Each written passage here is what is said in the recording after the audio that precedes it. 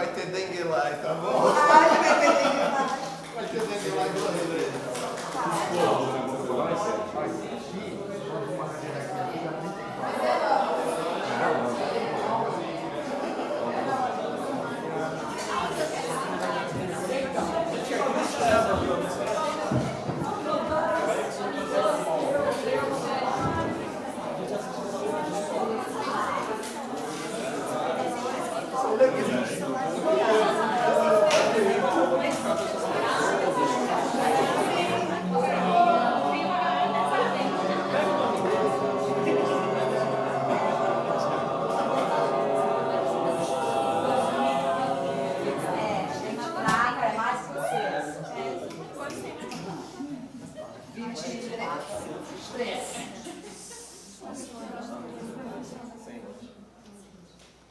É só o Iessá, gente, não precisa se lembrar. Ui, Daninha.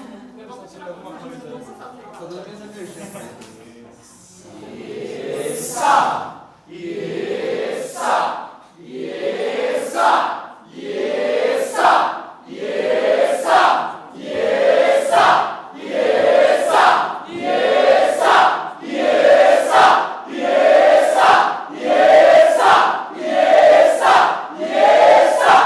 Iessá!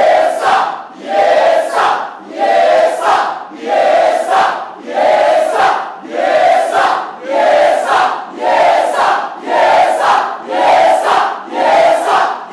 Iessá!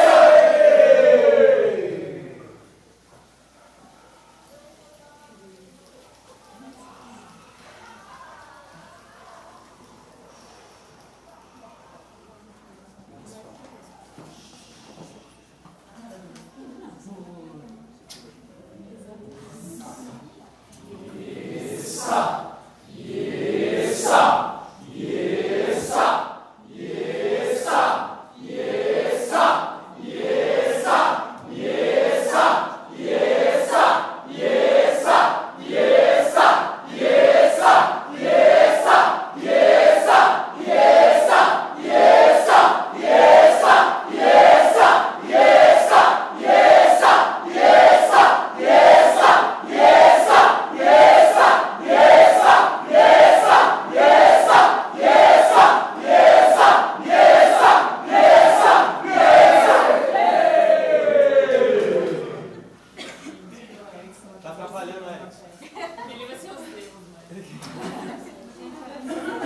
Obviamente, S2, vocês podem se mexer, pode ir mais um pouquinho pra frente. Tá? Vocês podem mudar de posição se precisar, porque não faz calma, tá bom? A única coisa é, não se movimentem, não puxem o foco durante o solilóquio do coleguinha. Mas entre um e outro tem uma reorganização. Escutem-se, olhem-se, porque assistir uns aos outros ajuda a vocês se alimentarem, ok? Galera, vocês já fizeram isso, vocês sabem como é que é. E principalmente S3. É de suma importância para vocês o exercício que vocês vão assistir. Vocês vão ter uma série de memórias, mas eu quero que vocês analisem mesmo, porque vocês vão depois conversar com eles, tá? Obviamente, não há adjetivos. Há uma análise de um ator para outro ator. Então não se adjetiva, eu gostei de você, eu achei você estranho, não entendi. Não é disso que se trata, que vocês sabem muito bem, certo? A questão é toda a delicadeza possível para estimulá-los a mais, inclusive a vocês mesmos, beleza? Então agora a gente começa, acho que rola. Isso, troquem os lugares para vocês terem os seus focos, tá bom? Com tranquilidade e dignidade. Divirtam-se, meus amores.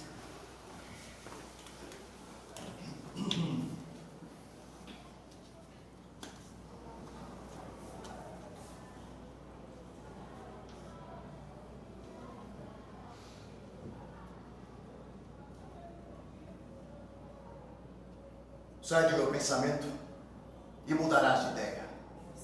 Medita para começar neste detalhe. Crês que jamais homem algum preferiria o trono e seus perigos a tranquilo sono, tendo poder idêntico sem arriscar-se. Pois quanto a mim, ambiciono muito menos a condição de rei que o mando é implícito. E são assim todos os homens comedidos em seus desejos. Sem me expor, obtenho agora tudo de ti? Ou não? Porém, se eu fosse rei, teria de ceder a muitas injunções. Por que motivo, então, me tentaria o trono mais que essa onipotência livre de percalços? Não sou ainda cego, a ponto de almejar mais que a influência e o proveito consequente.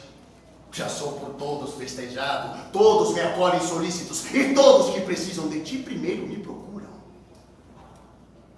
Todos conseguem tudo por interferência minha. Como haveria eu, então, de desprezar o que já tenho para obter o que insinuas? Seria tolo esse procedimento pérfido. O plano que imaginas não me atrairia, e eu não realizaria ainda ajudado. Queres a prova? Sem demora vai a Delfos e informa-te se relatei fielmente o oráculo.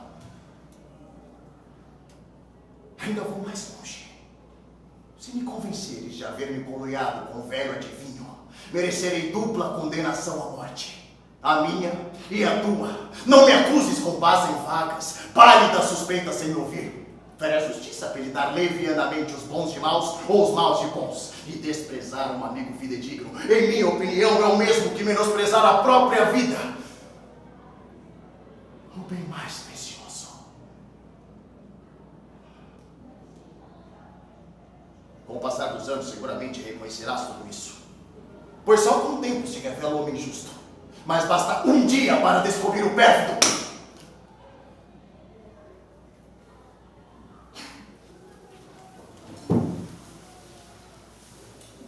Cheguei um dia em minha marcha ao tal lugar, onde, segundo dizes, o rei pereceu. E a ti, mulher, direi toda a verdade agora.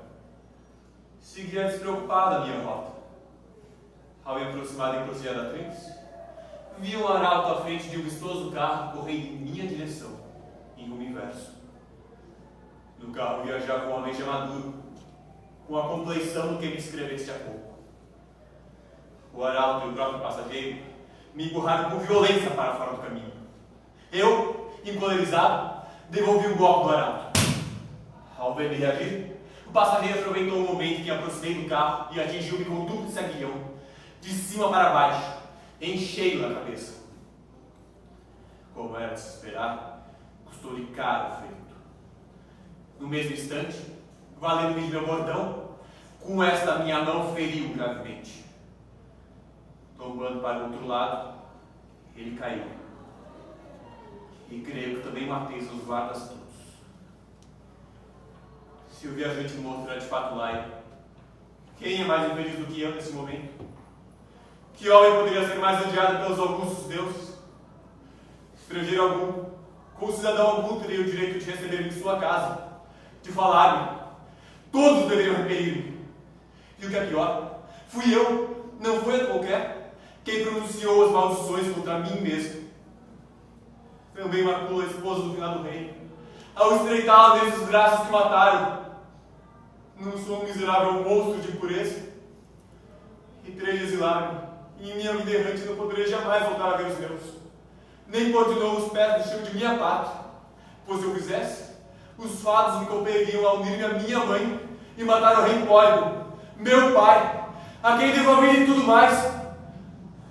Não, não, augusta majestade de meus deuses, fazei com que esse dia nunca chegue, fazei com que se acabe minha vida, antes dos dias da vergonha imensa tombar sobre mim.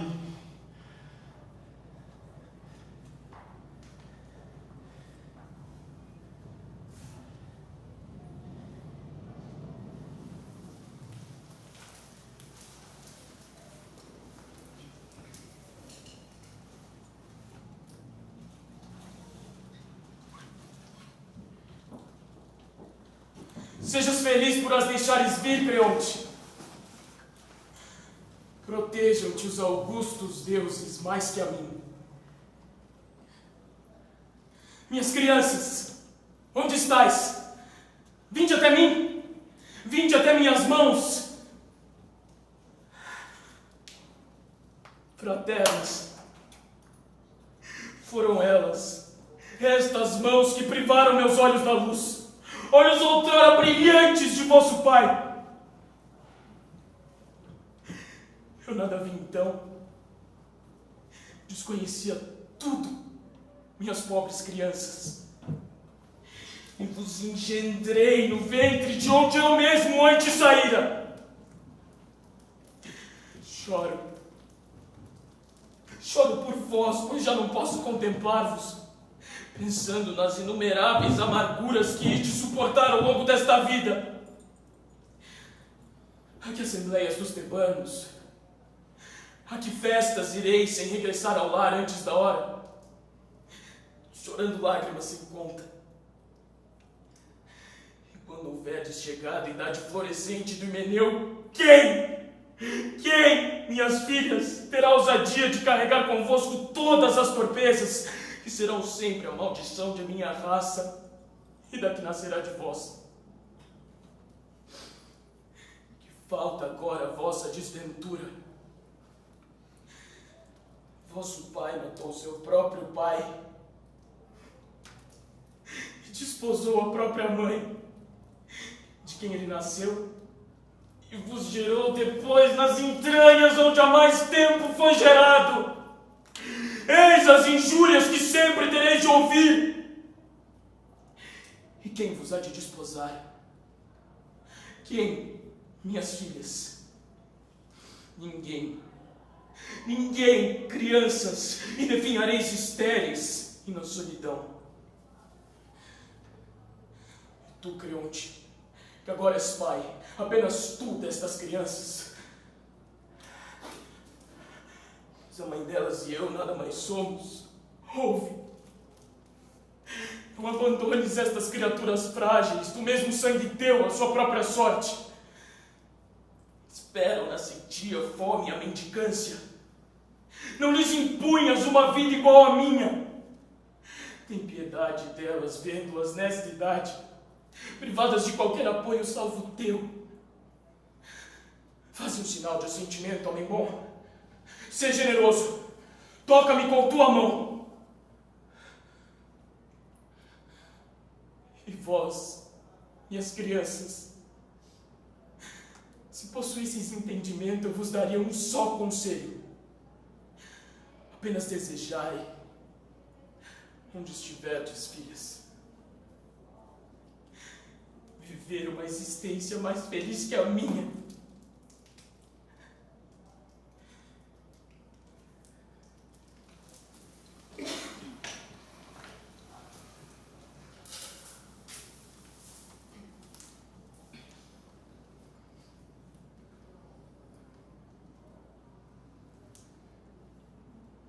E a ti, Pulimon, Dengelai,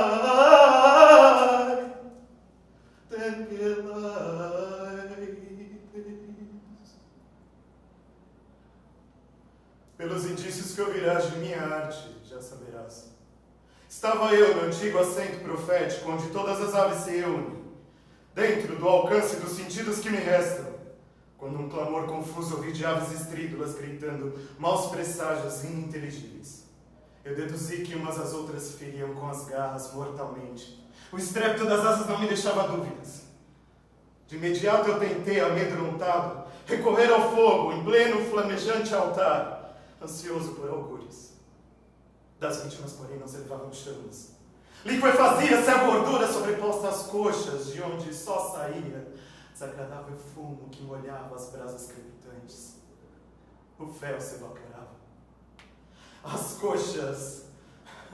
Apareciam os ossos descobertos nas coxas, cobertos por muita gordura. Assim fiquei eu sabendo por este menino, que nos rituais divinatórios os presságios não se me manifestavam, pois ele é meu guia, como sou eu guia de muitos. E é por tua causa, por tuas decisões, que está enferma a terras. E é por isso que os deuses não ouvem mais as nossas preces, nem sequer aceitam mais os nossos sacrifícios. nem sequer a chama das coxas. Nem os pássaros dão sinais claros com seus gritos estrídulos, pois já provaram gordura e sangue de homem podre. Pensa bem em tudo isso, filho. Se é de defunto, então, não firas um cadáver. Matar de novo morto é prova de coragem. Pensei só no teu bem, pelo teu bem que fala. Os homens todos erram, mas quem erra não é insensato se arrepende do mal que fez. Se remedia, ao invés de preferir mostrar-se inabalável. De fato, a intransigência leva à estupidez. Convém ouvir as palavras de um bom conselheiro, se seus conselhos são para o nosso proveito.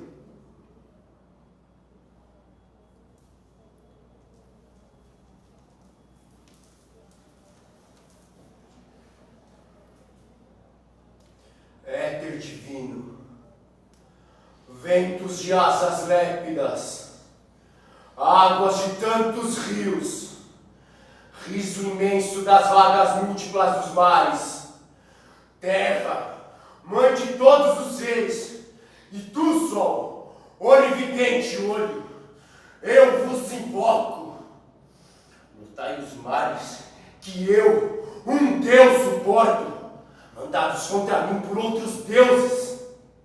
Vede as injúrias que hoje me aniquilam e que me farão sofrer de agora em diante, durante longos, incontáveis dias. Eis os laços da infâmia, imaginados para prender-me pelo novo rei dos bem-aventurados. Ai de mim! Os sofrimentos que me esmagam hoje e os muitos ainda por vir constrangem-me a soluçar. Depois das provações, verei brilhar enfim a liberdade. Mas te digo, eu sei antecipadamente todo o futuro. Dor nenhuma ou desventura cairá sobre mim sem que eu tenha previsto. Temos de suportar com o coração impávido a sorte que nos é imposta e admitir a impossibilidade de fazer frente à força irresistível da fatalidade. Subjugo-me estes mares todos. Ai de mim, por ter feito um favor a todos os mortais. Em certa ocasião, apanhei e guardei na cavidade de uma árvore a semente do fogo roubada por mim para entregar à estirpe humana, a fim de servir como mestre das artes numerosas, capazes de fazê-la chegar a elevados fins. Agora, acorrentado sob o céu aberto, pago a penalidade pela afronta a Zeus. Que ruído! Que perfume evola-se de algum lugar oculto e chega a mim?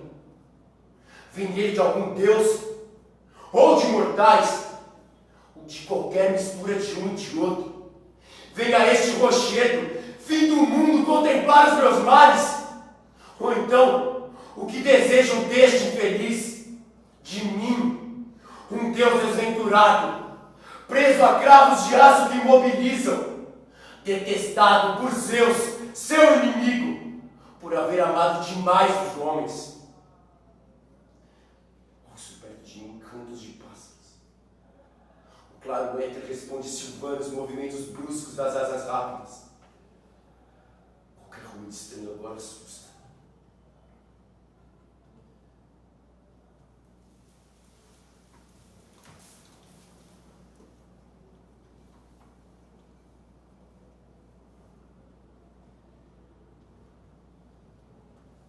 Falar-te disso é doloroso para mim, mas calar-me também me causa muitas dores, pois onde estou existe apenas desespero. No instante mesmo de chegar a indignação ao coração dos deuses, enquanto a discórdia crescia entre eles, uns nutriam a ideia de expulsar Cronos de seu trono cobiçado, para que Zeus o sucedesse no poder. Outros lutando para que Zeus não reinasse sobre todos os imortais, sem exceção. Achei conveniente dar sábios conselhos aos divinos titãs, filhos de Urano e Gaia, mas fui mal sucedido. Desdenhando a astúcia e preferindo a presunçosa força bruta, em sua estupidez eles imaginaram que não lhes custaria muito sofrimento conquistar a vitória pela violência. Quanto a mim mesmo, Em várias oportunidades, minha mãe venerável me revelara em vaticínios do porvir. Caberia a vitória quem prevalecesse não pela força e violência, e sim pela suave astúcia. Tentei me explicar aos meus irmãos titãs com fortes argumentos, mas nenhum deles se dignou sequer a olhar-me. Naquela conjuntura, pareceu-me que seria melhor ter minha mãe por mim, tomando o partido de Zeus, que de bom grado me recebeu como aliado. Só por isso, e graças aos meus planos, hoje um negro antro do Tártaro profundo oculta para sempre o muito antigo Cronos com seus prosélitos. Eis os serviços que prestei aquele tempo ao rei dos deuses, e dele recebo agora a mais cruel das recompensas, como vedes. Desconfiar até de amigos é sem dúvida um mal inerente ao poder ilimitado. Quanto à tua pergunta propriamente dita, respondo-te. Depois de sentar no trono de seu pai Cronos, Zeus distribuiu aos deuses os diferentes privilégios e cuidou de definir as suas atribuições. Mas nem por um fugaz momento ele pensou nos mortais, castigados pelas desventuras. Somente eu e mais ninguém ousei me opor a tal projeto impiedoso. Somente eu os defendi. Livrei os homens indefesos da extinção total, pois consegui salvá-los de serem esmagados do profundo Hades. Por isso, hoje, sofro essas dores cruéis, dilacerantes até para quem as vê. Por ter me apiedado dos frágeis mortais, negam-me os deuses toda a sua piedade. Estou sendo tratado de modo implacável, num espetáculo funesto até a Zeus.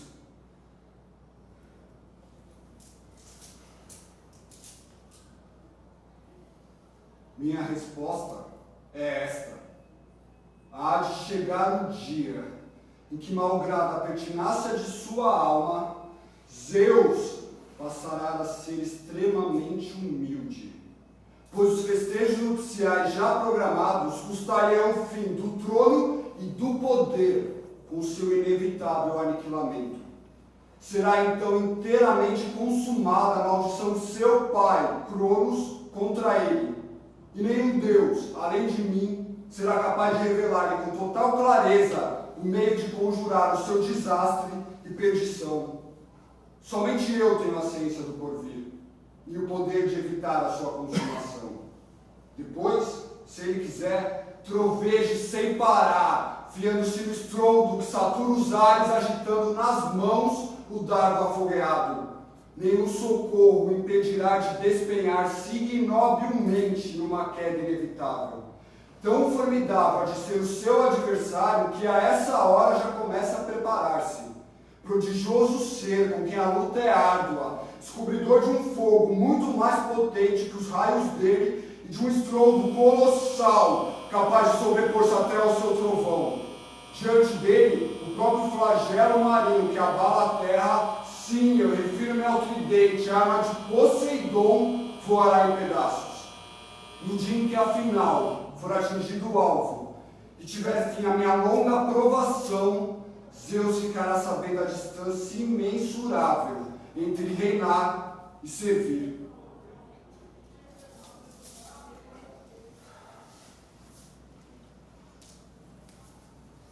Levanta do chão dura esta cabeça, infortunada. Não mais existe em Troia nem rainha. A sorte muda, deves resignar-te. Irás errante pelo fluxo das correntes, irás errante ao gosto do destino. É vão o esforço, pretender opor a frágil nave desta vida às vagas. Navega, entrega-te ao azar dos ventos. Quantas razões eu tenho, ai de mim, para chorar nesta calamidade a perda de meus filhos, meu marido, minha querida pátria, ai de mim. Dourado Fausto antigo em que vivi, meu fim me faz saber que nada eras. Convém calar? Talvez calar. chorar. Peso imenso oprime os meus cansados, sofridos membros nesta posição, caída neste chão desconfortável. Dói minha cabeça. Quanta dor nas têmporas. Meus flancos doem tanto. Mal consigo mover-me para nova posição. Continuar chorando minhas mágoas entre queixumes e incessantes lágrimas. É a música restante aos infelizes, aniquilados por desastres tão terríveis, que fazem silenciar todos os cantos.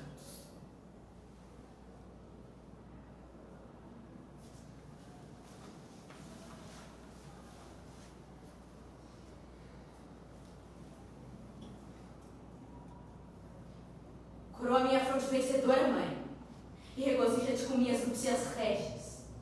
Conduze-me ao esposo meu, e se parece medrosa ou relutante, usa a força e leva-me. Se Apolo é Deus e tem poderes, Agamemnon, o rei, terá em minha esposa mais funesta que Helena. Falou em morrer, e arruinarei a sua casa e raça, como ele a minha, vingando assim meu pai e meus irmãos finados. Ah, todavia, certas previsões de tal maneira torpes que é melhor calar. Não falarei da arma que decepará o meu pescoço e outro. Não mencionarei o matricídio que estas núpcias causarão a destruição total da casa dos Atridas. Desejo apenas convencer-te, minha mãe, de que os troianos são mais felizes que os gregos. Embora esteja possuída por um deus, para provar-te, vou sair de meu delírio. Por causa de uma só mulher, um só amor, só por Helena, quantos gregos pereceram?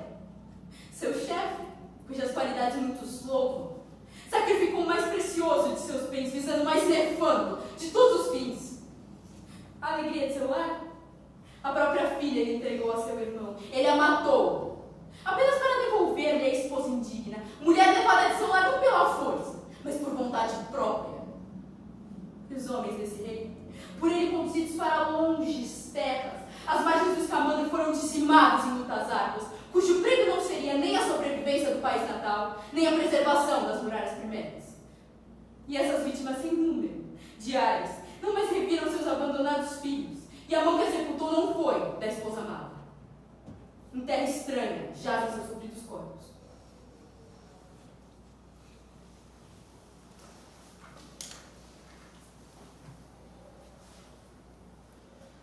Quando me capturaram, o filho de Aquiles mandou buscar-me para sua companheira. Serei escrava até morrer, na própria casa dos assassinos dos meus entes mais queridos.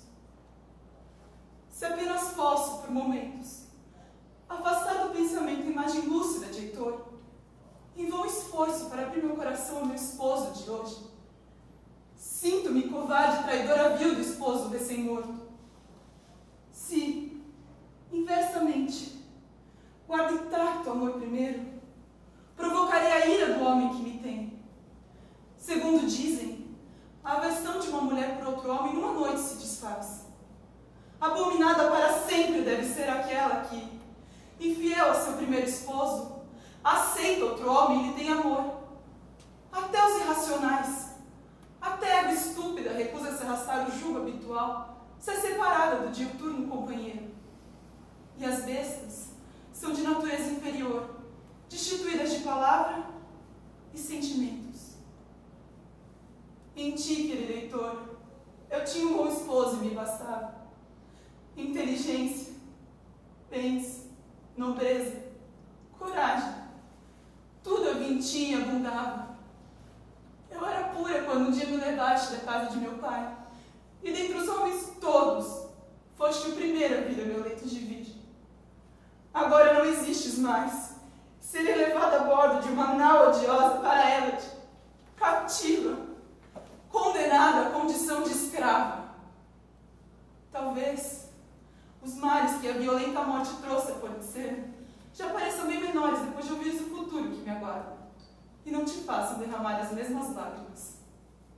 Perdi até o último dos bens humanos, a esperança, e não pretendo escarnecer de mim, eu mesma, imaginando ser possível gozar na vida ainda a mínima alegria. E todavia, é doce guardar ilusões.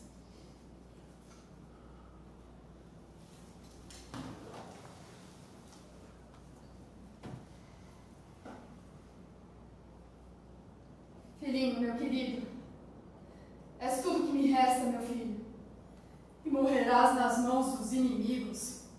E eu serei a mãe mais infeliz do mundo. Hoje a bravura de teu pai te faz morrer depois de ter valido a inúmeros troianos. Singular coragem de teu pai, meu filho, não te proporcionou felicidade alguma. Amor fatal. Ah, dia que transpus as portas de teu palácio para desposar Heitor.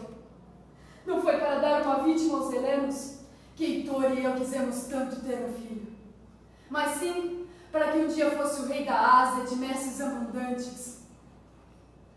Ah, meu filho, choras.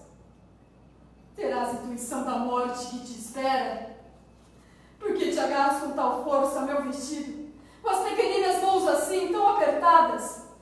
Qual pássaro encolhido sob as minhas asas?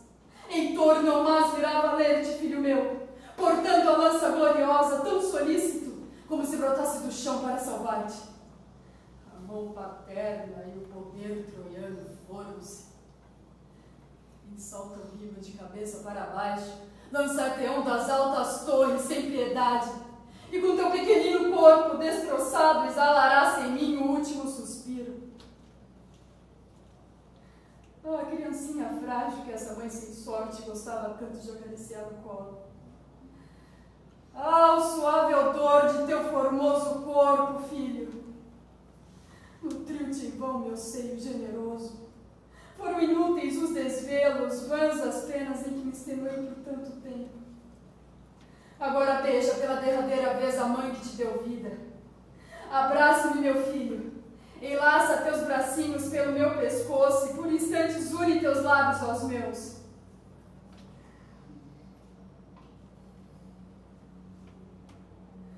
Ah, gregos inventores de suplícios bárbaros! Por que matar essa criança inofensiva? E tu não és filha do grande Zeus, Helena. És filha de diversos pais, não tenho dúvidas. Do ódio, da perversidade, crime e morte. E de todas as calamidades deste mundo. Nunca, jamais terei a audácia de dizer que tu tivesse Zeus por pai. Jamais, demônio funesto a tantos bárbaros e gregos. Morre! Morre tu, que foste com teus belos olhos a causa do aviltante fim de nossa Troia.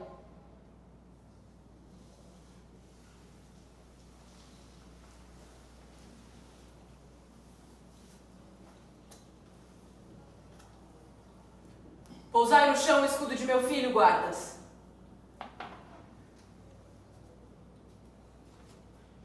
Ah, como esses adornos são agora tristes e sem encantos aos olhos meus. Ah, gregos, tão vaidosos de vossas proezas bélicas, mas não vos orgulheis de vossa inteligência após este assassino insólito. Que tinhas a recear desta criança? Que ela um dia fizesse Troia ressurgir de suas ruínas? De pouca monta, então, é vosso antigo mérito. Nem os feitos de Heitor, nos ásperos combates, nem outros braços numerosos, impediram que Troia fosse derrotada. E quando os frígios jaziam todos, finalmente aniquilados, tivestes medo de uma frágil criancinha. Só merecem o desprezo as almas pusilânimes, que não ponderam as razões de seus temores.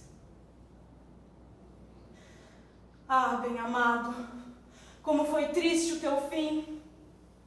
Se ao menos tivesses morrido pela pátria, após haver gozado a mocidade, as núpcias e a realeza que nos faz iguais aos deuses, teria sido mais feliz, se pode haver felicidade para os homens nesta vida.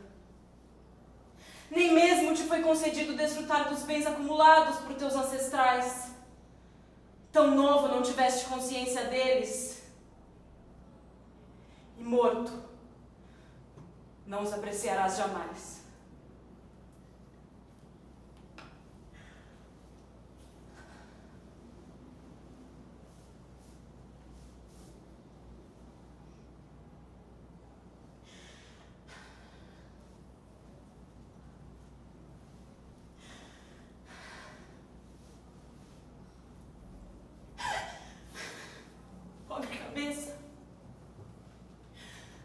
ferida como?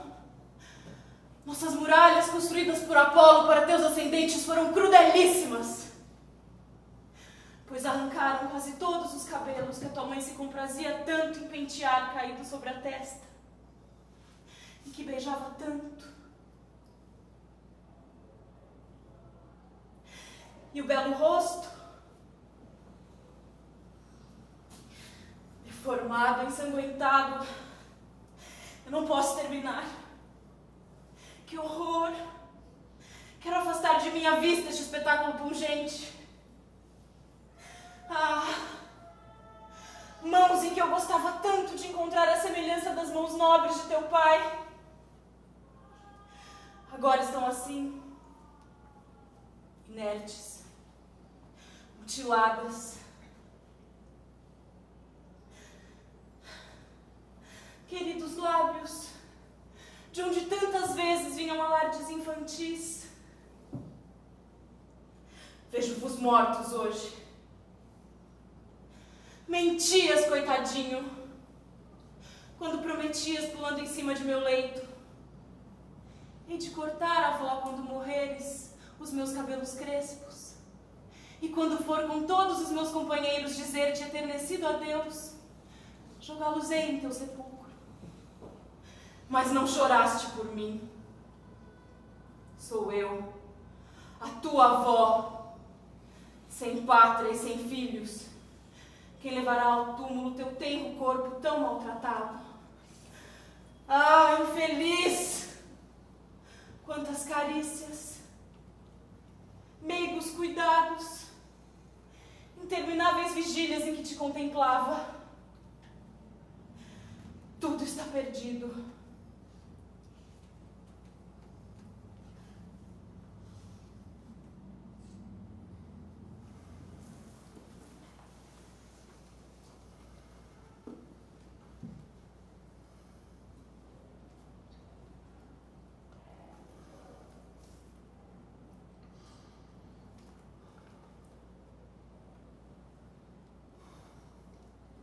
Está firme a espada para o sacrifício, pronta a varar meu corpo da melhor maneira, se ainda posso demorar-me em falatórios. Ela foi o presente de um anfitrião, abominado por minha alma e por meus olhos, e agora está fixada no solo inimigo de Troia detestada, depois de afiada na pedra que desgasta o ferro, e bem plantada com o maior desvelo para me trazer, como um grande favor, a morte imediata. Já estou pronto.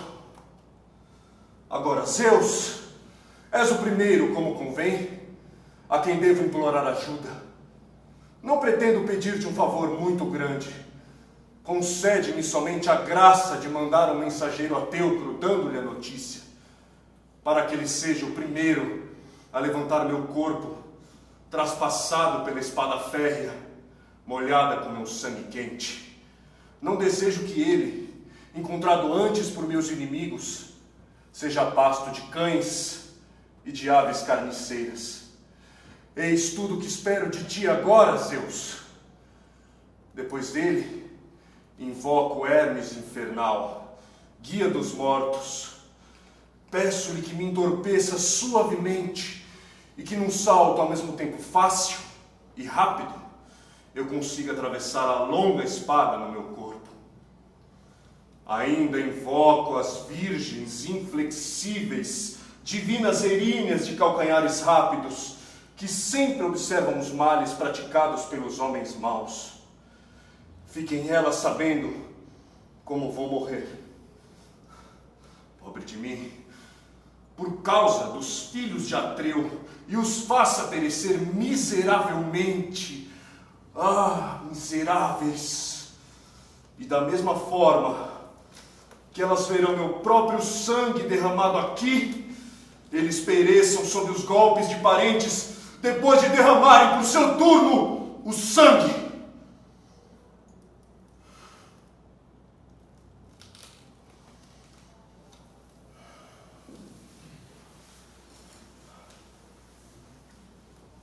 Dirijo minha saudação inicial à terra altiva e aos benevolentes deuses aos quais sou devedor da graça do regresso, e por terem permitido impor a Troia a justa punição de uma total derrota.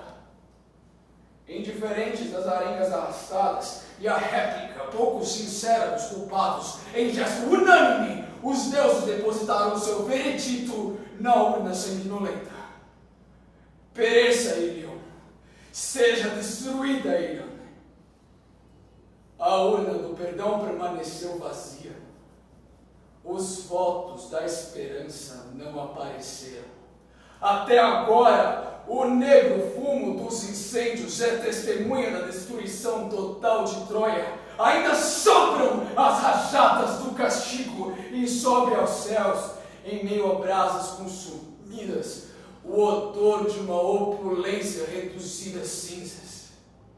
Por esses fatos, temos testemunhar contritamente nossa devoção aos deuses. Levamos a cidade às penas da vingança. A luta por uma mulher me trouxe ruína, vinda do monstro argivo, do cavalo enorme em cujo bojo estavam soldados prontos e irresistíveis no ataque final a Troia, enquanto os brilhantes Pleiades já declinavam. Buscando carne humana em todos os redutos, o régio leão saciou-se de sangue.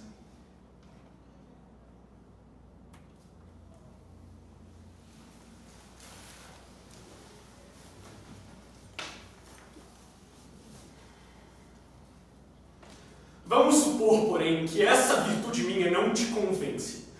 Então te cumpre demonstrar de que maneira eu me teria corrompido. Seu corpo excederia o das demais mulheres em formosura?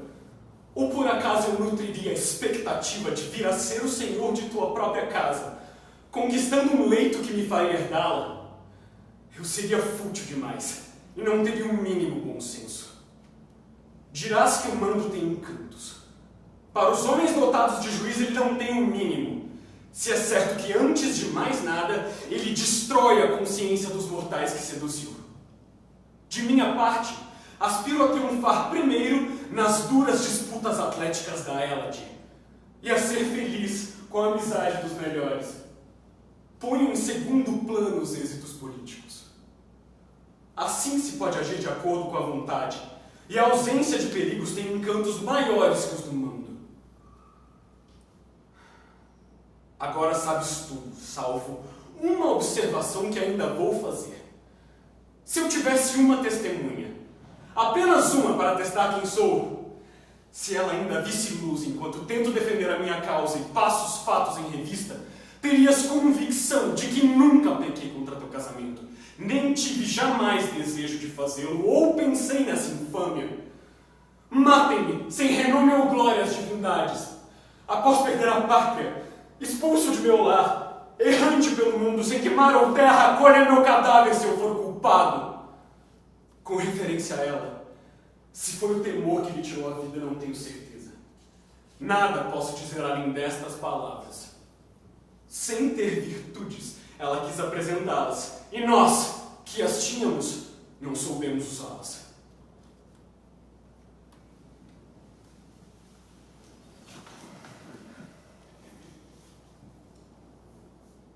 Meu sofrimento é imenso, incontestavelmente. Mas não considereis ainda definida a sucessão dos acontecimentos próximos. Pode o futuro reservar lutas difíceis para os recém-casados e terríveis provas para quem nos levou às núpcias. Estais certas, lisonjeei Creonte para meu proveito. Minhas súplicas foram premeditadas. Eu nem lhe falaria se não fosse assim, nem minhas mãos o tocariam. Mas tão longe o leva a insensatez que, embora ele pudesse deter meus planos expulsando-me daqui, deixou-me ficar mais um dia. E neste dia serão cadáveres 3 inimigos meus. O pai, a filha e seu marido. Vem-me à mente vários caminhos para o extermínio deles, mas falta decidir qual tentarei primeiro. Amigas, Incendiarei o lar dos noivos, ou lhes mergulharei no fígado um punhal bem afiado, entrando a passos silenciosos na alcova onde está preparado o leito deles. Mas uma dúvida me ocorre e me detém. Se eu for surpreendida, traspassando a porta na tentativa de atingi-los com meus golpes, rirão de mim, vendo-me morta os inimigos. Melhor será seguir diretamente a via que meus conhecimentos tornam mais segura. Vencê-los-ei com meus venenos, assim seja. Estarão mortos. Mas que povo, que cidade me acolherão depois? Que bom anfitrião, abrindo-me seu território para asilo e casa para abrigo, me defenderá?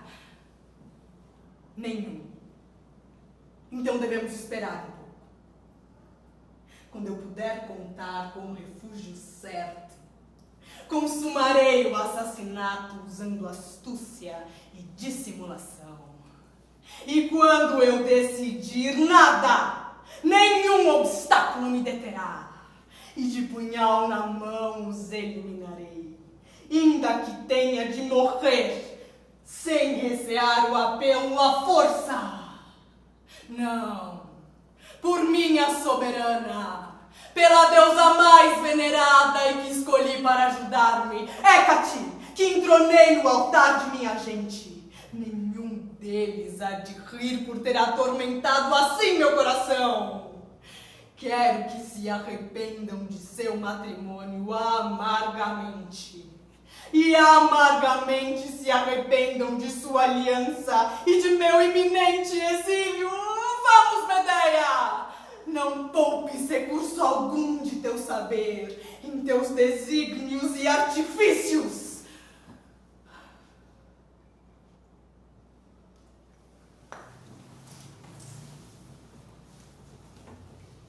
Tem calma. Quando vim de Ouco para cá, envolto em tantas inelutáveis desgraças, podia acontecer-me algo de mais feliz que me casar aqui com a filha do rei, eu, um banido. Não pelos motivos torpes que te amarguram, não por odiar teu leito, ou pelo simples desejo de nova esposa, tampouco por ambicionar uma progenie mais numerosa. Já tenho filhos bastantes, não vou queixar-me. Desejava, isto é importante, assegurarmos uma vida boa e próspera, isenta de dificuldades, pois os pobres vêm fugir para bem longe de seus amigos. Ainda mais, criar condignamente os filhos, dar aos gerados em teu ventre mais irmãos, pô-los todos no mesmo nível de igualdade e ser feliz, vendo a união de minha raça. Tu, que necessidade tens de novos filhos? É de meu interesse, todavia, tê-los, a fim de assegurar aos filhos atuais o apoio dos futuros. Crês que estou errado? Se não te consumiste esse ciúme enorme, nem tu censurarias a minha conduta. Mas as mulheres são assim. Nada lhes falta se o leito conjugal é respeitado. Se algum dia ele recebe o menor golpe, então as coisas melhores e mais belas vos parecem péssimas. Se fosse possível ter de outra maneira os filhos, não mais seriam necessárias as mulheres e os homens estariam livres dessa praga.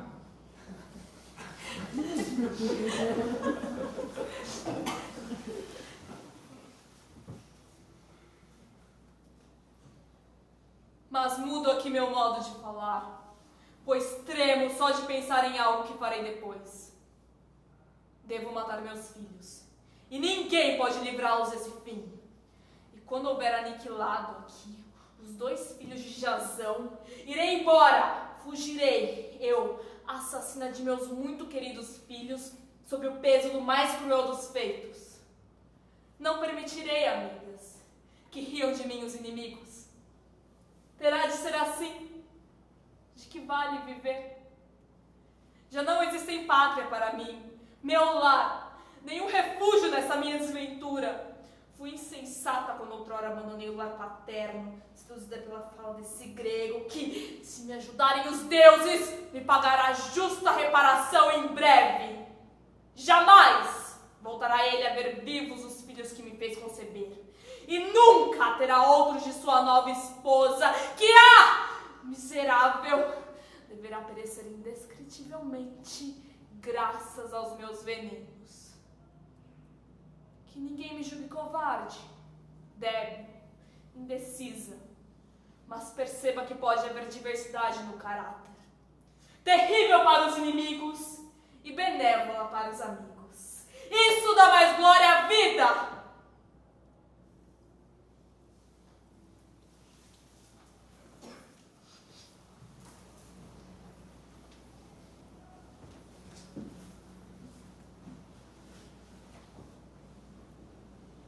Imploro razão. Peço-te perdão por tudo que já te disse.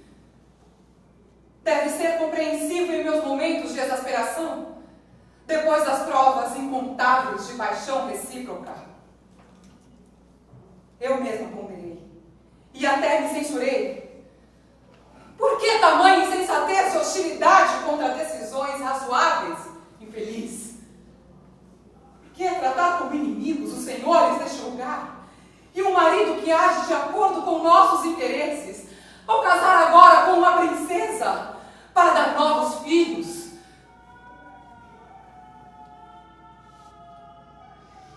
Não renunciarei então ao meu rancor? Que sentimentos serão esses, quando os bons deuses encaminham bem as coisas? Não tenho filhos. Já não fui banida de outras paragens de onde vim sem nenhum amigo.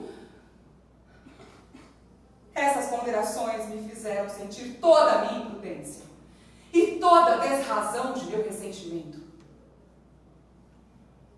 Agora estou de acordo com o teu procedimento e julgo-te sensato por teres desejado uma aliança nova. E chamo-me demente, pois eu deveria ter me aliado a ti em tuas pretensões e te ajudar a realizá-las. E ficar junto ao leito da noiva e sentir o prazer de dispensar-lhe 1000 cuidados. Afinal, nós, as mulheres, somos todas o que somos, e não falarei mal de nós. Não deverias, pois, imitar-me nas injúrias, e nem opor frivolidades a frivolidades. Rendo-me à evidência agora, e reconheço que antes pensava erradamente. Mas há pouco tomei uma resolução mais acertada.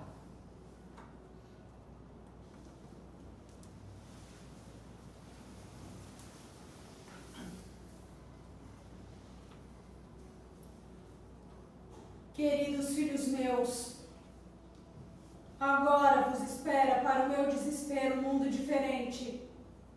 Outra morada onde estareis eternamente sem a vossa mãe.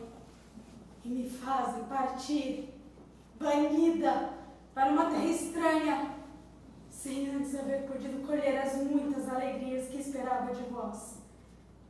Antes de ver vossa felicidade, antes de vos haver levado ao matrimônio, de haver composto o vosso leito nupcial e acender as tochas rituais nas bodas. Infeliz de mim, que presunção a minha! Criei-vos, filhos meus, em vão, sofri em vão por vós, dilacerada nas dores atrozes do parto. Devo confessar, infortunada, que já depositei em vós muita esperança, que vós sustentaríeis minha velhice, e quando falecesse, vossas mãos piedosas me enterrariam. Todas desejamos isso, mas devaneiem-se esses doces pensamentos. Arrancada de vós, terei de suportar uma existência de amargura e sofrimento, e nunca mais vossos olhos queridos poderão ver-me. Partirei para outra vida. Ai de mim, ai de mim. Por que voltais os olhos tão expressivamente para mim, meus filhos? Por que está sorrindo para mim agora, com este derradeiro olhar? Que farei? Sinto voltar meu ânimo, mulheres, vindo a face radiante deles. Não posso. Até os meus desígnios de a pouco levarei meus filhos para fora do país comigo. Será que apenas para amargurar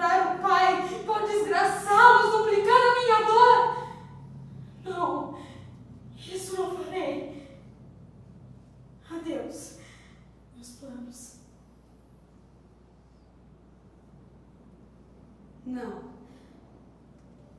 Mas que sentimentos são esses?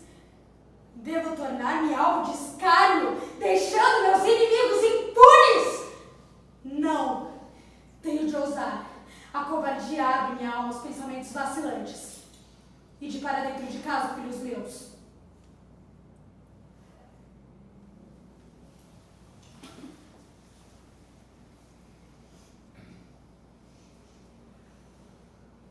Um monstro! Mulher de todas a mais odiada por mim, pelos deuses e pela humanidade! Tiveste a incrível ousadia de matar tuas crianças com um punhal. Tu, que lhes deste a vida! E também me atingiste mortalmente ao me privar dos filhos. Ainda depois do crime, tens o atrevimento de mostrar-te ao sol e à terra. Tu, sim, que foste capaz de praticar a mais impiedosa ação, tens de morrer! Hoje, afinal, recuperei minha razão perdida no dia fatídico em que te trouxe de teu bárbaro país para uma casa grega. Tu, flagelo máximo, traidora de teu pai e da terra natal. Lançaram contra mim os deuses um demônio sedento por vingança que te acompanhava, pois já tinhas matado teu irmão em casa antes de entrar em minha nau de bela proa. Foi este o teu começo.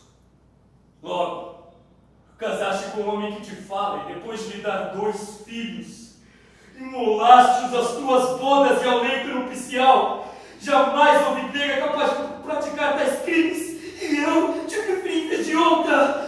Para desespero meu, fui aliar-me uma inimiga, uma leoa e não uma mulher. Ser muito mais feroz que os monstros mais selvagens.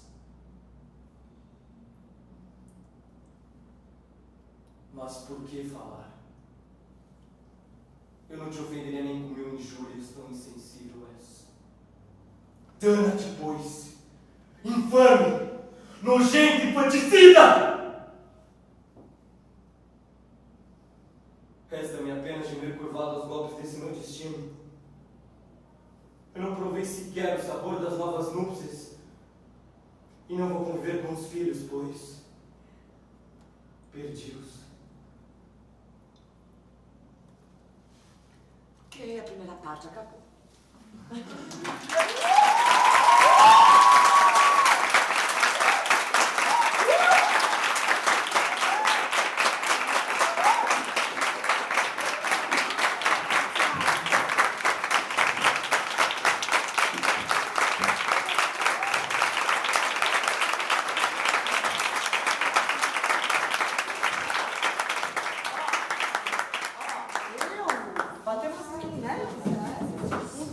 Básico aqui.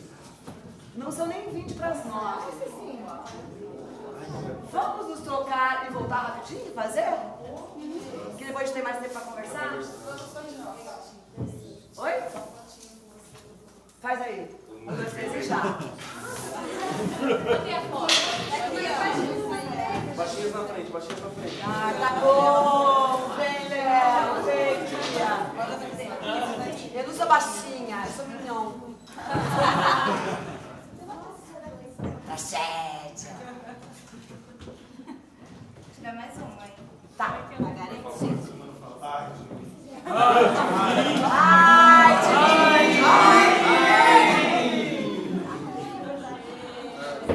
Ó, 5 minutos, tempo do cigarro, a gente volta. Vamos trocar e vamos fazer.